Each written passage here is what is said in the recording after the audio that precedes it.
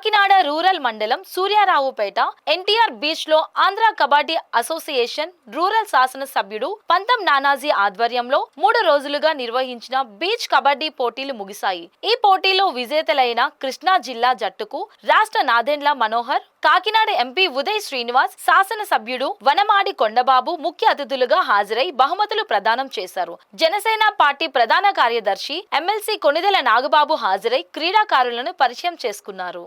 ముగింపు రోజు కార్యక్రమానికి నాదెండ్ల మనోహర్ హాజరై బీచ్ కబడ్డీ పోటీలను తిలకించి విజేతలకు బహుమతులు ప్రదానం చేశారు. ఈ సందర్భంగా రూరల్ శాసన సభ్యుడు పంతం నానాజీ మాట్లాడుతూ బీచ్ కబడ్డీ పోటీలు అట్టహాసంగా ప్రారంభమై ఆనందోత్సాహాల మధ్య ముగిశాయని అన్నారు. ఈ పోటీల్లో విజేతలు మచిలీపట్నంలో జరిగే జాతీయ స్థాయి బీచ్ కబడ్డీ పోటీల్లో పాల్గొంటారని తెలిపారు. కూటమి ప్రభుత్వ పాలనలో క్రీడాకారులను క్రీడలకు అనేక ప్రోత్సాహకాలు అందిస్తుందని తెలిపారు.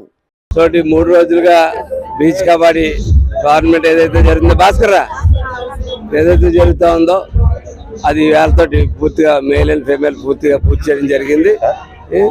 ఈరోజు కృష్ణా జిల్లాకు చెందిన ఫీమేల్ జట్టు, అలాగే ఇది కూడా కృష్ణా జిల్లాగా 2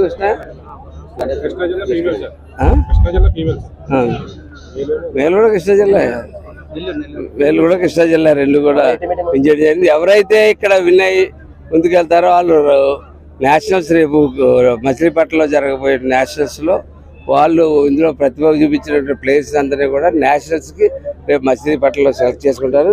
దాని నిమిత్తం ఇక్కడ పెట్టడం జరిగింది. రాష్ట్ర పౌర సరఫరా శాఖ మంత్రి నాదెండ్ల మనోహర్ గారు, మన ఎస్పీ గారు, అలాగే ఇతర మా తోటి ఎమ్మెల్యేలు అందరూ కూడా ఇందులో పాల్గొనడం, ప్రతి ఒక్కరూ దీన్ని ఒక ఉత్సాహంగా బీచ్ ఫెస్టివల్ లెవెల్లో దీన్ని ఒక చేయడం చాలా సంతోషకరమైన. ముఖ్యంగా అపోలో స్టాఫ్ కానీ, పంచాయతీ స్టాఫ్ కానీ, ఈ సూర్యారావుపేట పండూరు బిఎస్ నుంచి వచ్చిన స్టాఫ్ కానీ ప్రత్యేకంగా అభినందిస్తూ ఉన్నాం. ఎందుకంటే 3 రోజులు వర్షం ఎలా కురుస్తున్నా సరే అట్లాగే సూర్యారావుపేట ఈఓ గారు ఆ స్టాఫ్, అలాగే పండూరు బిఎస్సి స్టాఫ్, అలాగే అపోలో హాస్పిటల్ నుంచి వచ్చిన డాక్టర్స్ బాబు సత్యనారాయణ గారు కానీ, సరిత గారు కానీ, వీళ్ళందరూ కూడా చాలా కష్టపడి పనిచేయడం జరిగింది. ఎందుకంటే కబడ్డీ అంటే అడుగడుగు చిన్న చిన్న గాయాలు తగులుతూనే ఉంటుంటాయి.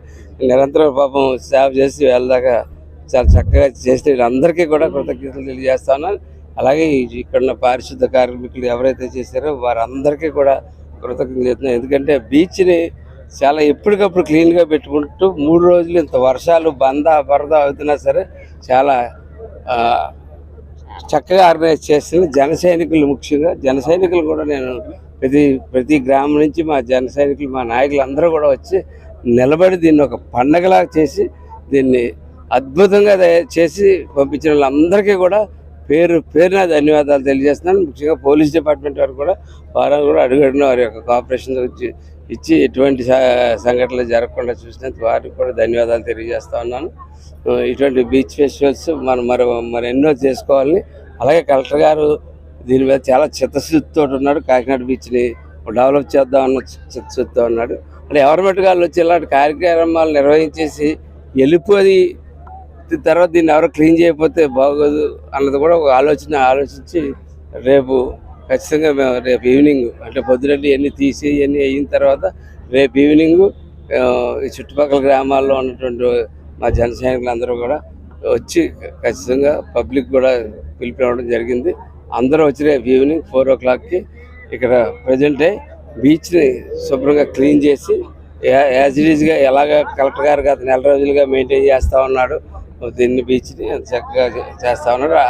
ఆ రూపంలో తిరిగి అప్పచెప్తామని చెప్పి తెలియజేస్తూ సెలవు తీసుకుంటాం.